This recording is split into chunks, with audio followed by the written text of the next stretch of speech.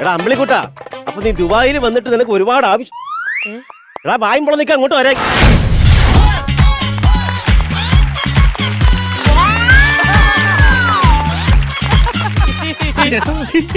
ഇന്ന് ആദ്യമായിട്ട് ദുബായിൽ കാൽകുത്തിയല്ലേ ഉള്ളൂ.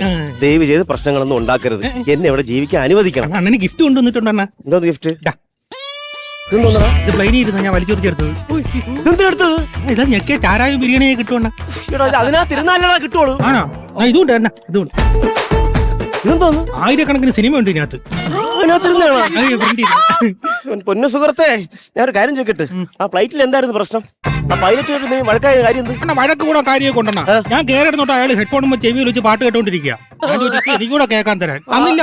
എടാ സുഹൃത്തെ, അത് പാട്ട് കേട്ടതല്ല, അത് പൈലറ്റ് അല്ലേ. അയാൾക്കുള്ള ഇൻസ്ട്രക്ഷൻസ് അതിൽ കൂടെയാണ് കിട്ടുന്നത്. ഞാൻ കേട്ടാന്ന് കുഴപ്പം ഞാൻ അടുത്തെങ്കിലും പറയാൻ പോകുന്നു. അയാൾ നിന്നെ അടിച്ചെന്തിനാണ്? അടിച്ച അയാൾ ഇരുന്ന് ഓടിക്കില്ല. അപ്പൊ ഞാൻ ചോദിച്ചു എനിക്കൂടി ഓടിക്കാൻ തരുമെന്ന്. പ്ലെയിനാ? അതിന് ഞങ്ങൾ അവിടുത്തെ പ്രൈവറ്റ് ബസ് എനിക്ക് സുഖം ഓടിക്കാൻ തരുമല്ലോ. ബസ് പോലെയാണ് ആ പ്ലെയിന്. ആ തറയിൽ കൂടെ പോകുന്നു, മറ്റൊന്ന് മേലിൽ കൂടെ പോകുന്നു. അതല്ലേ ഉള്ളൂ വ്യത്യാസം. ഞാൻ എന്തോന്ന് പറയാം നിന്റെ അടുത്ത് ഒന്നും പറഞ്ഞിട്ട് കാര്യമില്ല. നീ ഒരു കാര്യം ആദ്യം മനസ്സിൽ ഓർമ്മ വയ്ക്കണം. എപ്പോഴും നാട്ടുകാരാണ് നിനക്ക് പൈസ ഇങ്ങോട്ട് അയച്ചത്, ഞാനാണ് നിനക്ക് വിസ തന്നത്. ആ ഒരു ഓർമ്മയും ബോധം എപ്പോഴും വേണം. ദേവി ഭയങ്കര നന്ദിയുണ്ട്. അമ്മ വീട്ടിൽ നിന്ന് എന്നെ വിളിച്ചിരുന്നു.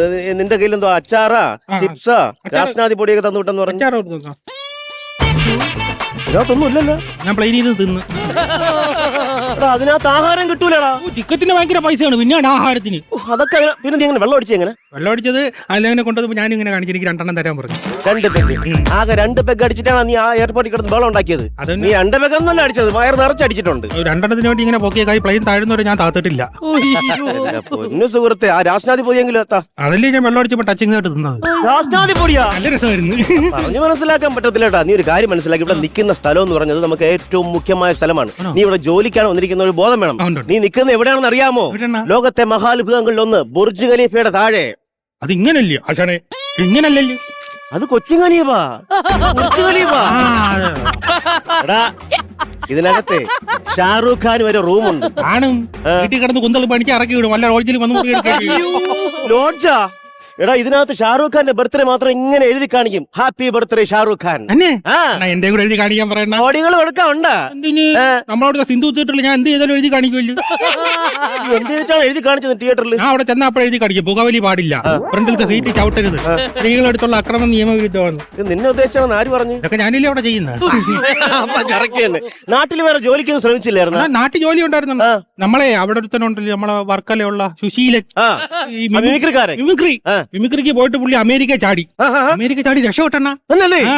അങ്ങനെ ഞാനും ഇവിടെ കൊച്ചിയിൽ ഒരു മിമിക്രി ട്രൂപ്പിൽ കട്ടക്കെട്ടാൻ കയറി. കൊച്ചിൻ പുളിഞ്ഞിക്ക അതിൽ കട്ടക്കെട്ടാൻ കയറി. അവര് വയനാട് പരിപാടിക്ക് പോയി, ഞാൻ സുൽത്താൻ ബത്തേരി ചാടി. എന്തിനായിരുന്നു? രക്ഷപ്പെടാൻ. എന്നിട്ട് ജോലി കിട്ടിയാ? ജോലി ഞാൻ ഇവിടെ കുറച്ചുള്ള ഒരു ആനപ്പാപ്പനായിട്ട് ജോലി തന്നെ. ആരുടെ ആനയെന്നറിയാൻ വയ്യ. കാട്ടിൽ നിന്ന് ഇറങ്ങി വരും, ഞാനും എന്റെ കൂടെ പോകും. ഇനി പകുതി ചെല്ലുമ്പോ ആന അങ്ങ് പോകും. പിന്നെ എനിക്ക് തിരിച്ചു വരാൻ വഴി അറിഞ്ഞൂടാ. അതുകൊണ്ട് പിന്നെ ആന എന്നെ തിരിച്ചുണ്ടാക്കും. അങ്ങനെ കുറെ ആനയ്ക്ക് ബോറടിച്ച് തുപ്പി കഴിച്ച് പേച്ചാട്ടി കടിയെന്ന് പറഞ്ഞു വിട്ടത്. പിന്നെ ഒരു പ്രത്യേകിച്ച് ഒരു കാര്യം പറയാം.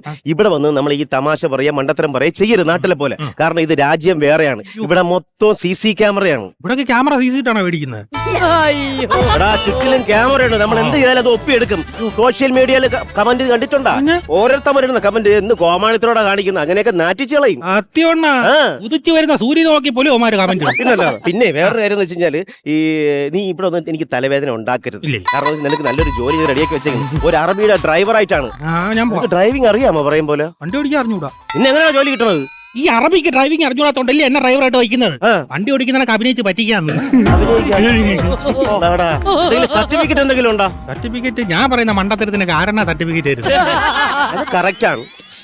പിന്നെ ദേവി എനിക്ക് തലവേദന ഉണ്ടാക്കല്ലേ. എല്ലാ ജോലിയും മാനുവായിട്ട് ചെയ്തു പോട്ട്. കാരണം ടെൻഷൻ അടിച്ചാണ് ഞാൻ ഇവിടെ നിൽക്കുന്നത് ഓരോ ജോലിക്ക്. നിനക്ക് ഇപ്പൊ കറങ്ങാൻ പോകണമെന്ന് പറഞ്ഞാൽ ഞാൻ ഹാഫ് ഡേ ലീവ് എടുത്ത് വന്നത്. നിനക്ക് പിന്നെ ടെൻഷൻ ഒന്നും ഇല്ലല്ലോ. ടെൻഷൻ വന്നാൽ ഞാൻ അപ്പോഴേ അമ്പലത്തിൽ പോകണം. പ്രാർത്ഥിക്കാനാ? അല്ല, പിന്നെ അവിടെ കൂട്ടിയെടുക്കുന്ന ചെരുപ്പൊക്കെ അങ്ങോട്ടും ഇങ്ങോട്ടും എടുത്ത് മാറ്റിയിടും. എന്നിട്ട് ആൾക്കാർ ഒന്ന് തപ്പിയിട്ട് ടെൻഷൻ അടിക്കൂല. അത് വേണ്ട ടെൻഷൻ പോകും. ഒരു രസവും.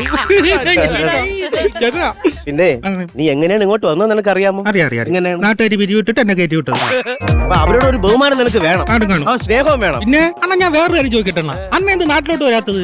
സംഭവം ഒന്നുമല്ലേ, 4 വർഷം എന്റെ ഭാര്യ ഞാനോട് സംസാരിച്ചു. അവൾ എന്റെ അടുത്ത് ഒന്നും മിണ്ടത്തില്ലടാ. 4 വർഷമായ സംസാരിച്ചു? 4 വർഷം. ഞാൻ അവളെ മിക്കവാറും ഡൈവേഴ്സ് ചെയ്യും. അണ്ണാ ഒന്നുകൂടെ ആലോചിച്ചിട്ട് മതി. ഇങ്ങനെയുള്ളവർക്ക് കിട്ടാൻ പാടാണ്. ഞാൻ നാട്ടിലോട്ടേ അങ്ങോട്ട് വരാറില്ല, അറിയാമോ? അതുകൊണ്ടാണ് നാട്ടിൽ ഞാൻ വരാത്തത്. ആര് പറഞ്ഞു? നിങ്ങൾ 6 മാസം മുമ്പ് നാട്ടിൽ വന്നത് ഞാൻ കണ്ടല്ലോ. നിങ്ങളെ 6 മാസം മുമ്പ് നാട്ടിൽ വന്നാ നിങ്ങളെ ഞാൻ കണ്ടു. എടാ, എന്റെ മുഖം എന്റെ ഫിഗർ പോലെ ഇരിക്കുന്ന ഒരു പയ്യുണ്ട്, അവനെ ഞാൻ നാട്ടിലോട്ട് വിടും. അവൻ അവിടെ ചെന്ന് നാട്ടിലെ വീട്ടിലെ കാര്യങ്ങൾ അറിഞ്ഞിട്ട് എന്നെ പോലെ അഭിനയിച്ചിട്ട് വരും. അന്നെ അവൻ കിടിലം അവരെയും തന്നെ കേട്ടാ. നിങ്ങളെ ഭാര്യയായിട്ട് ബീച്ചിൽ ഇരിക്കുന്നുണ്ട്. സിനിമയ്ക്ക് വന്ന് ഞാൻ നാളെ നമ്മൾ കെട്ടിപ്പിടിച്ച് ഉമ്മ കൊടുക്കുന്നു. അവൻ ഉഗ്ര ആർട്ടിസ്റ്റ്, അവൻ കൈ നിന്നിട്ട് കളിക്കും കേട്ടോ. അന്ന് സ്ക്രിപ്റ്റ് ഇല്ലായിരുന്നു. അല്ല, ലൈഫുള്ള ആർട്ടിസ്റ്റ്, ഉഗ്ര ആർട്ടിസ്റ്റ്. അവൻ പറഞ്ഞു 6 മാസം കഴിഞ്ഞ് ഒന്നുകൂടെ പോയാലാണ്. ഞാൻ വിട്ടുകൊടുക്കാം. ഇവിടെ അപ്പൊ ഞാൻ പറഞ്ഞ ഓർമ്മയുണ്ടല്ലോ, ഓർമ്മയുണ്ട്. നാട്ടുകാർ പിരിവിട്ടാണ് നിന്നെ അങ്ങോട്ട് അയച്ചത്, ടിക്കറ്റ് എടുത്ത്. അപ്പൊ അവരുടെ അടുത്തൊരു സ്നേഹം നിനക്ക് വേണം. എപ്പോഴും ഉണ്ടല്ലോ. അവരെ കാട്ടി സ്നേഹം എനിക്ക് അണ്ണന്റെ അടുത്താ. എന്തിന് എന്റെ അടുത്ത് സ്നേഹം? അണ്ണ 1 ലക്ഷം രൂപയുള്ള വിസ ഇല്ല അണ്ണ എനിക്ക് ഫ്രീ ആയിട്ട് തന്നത്. എന്താണ് നാട്ടുകാർക്ക് പിരിവിട്ട് പൈസ തന്നില്ലേ ടിക്കറ്റ് എടുക്കാൻ? ഇതേ നാട്ടുകാർ തന്നെ 1 ലക്ഷം രൂപ വിസയ്ക്ക് എനിക്ക് 3 ലക്ഷം രൂപയാണ് തന്നത്. നിന്റെ അവിടുത്തെ ശല്യം തീർക്കാൻ വേണ്ടി ഇങ്ങോട്ട് വരുത്താൻ. ആ നാട്ടുകാരാണ് നിന്നെ ഇങ്ങോട്ട് അയച്ചത്. എന്നാലും 3 മാസമല്ലേ നീ ഇവിടെ കാണുള്ളൂ, നിന്നെ ഞാൻ സഹിക്കാം. അതങ്ങനെ അണ്ണനെ അറിയാം ഞാൻ 3 മാസം ഇവിടെ കാണത്തുള്ളൂ. എടാ, എനിക്ക് ഭാഗ്യമുണ്ടെങ്കിൽ നിന്റെ കയ്യിലിട്ട് പോച്ച് ഇവിടുത്തെ അറബികളെല്ലാം കൂടെ പിരിവിട്ട് ഒരു 5 ലക്ഷം രൂപ എനിക്ക് നിന്നെ തിരിച്ച് നാട്ടിലോട്ട് അയക്കും. അതുകൊണ്ട് അങ്ങ് സഹിക്കാം. തന്നെ ക്ലൈമാക്സ് പറഞ്ഞില്ല, അതിന്റെ ഇടയിൽ കൂടെ തന്നെ ആ ക്ലൈമാക്സ് മ്യൂസിക് ഇട് മോനെ ഒന്ന്. ആരെടുത്ത് പറയാം, അവ എന്നെ കാട്ടിയ വലിയ ഭ്രാന്തനാണ്. അസ്ഥാനത്തെ ഇടുക.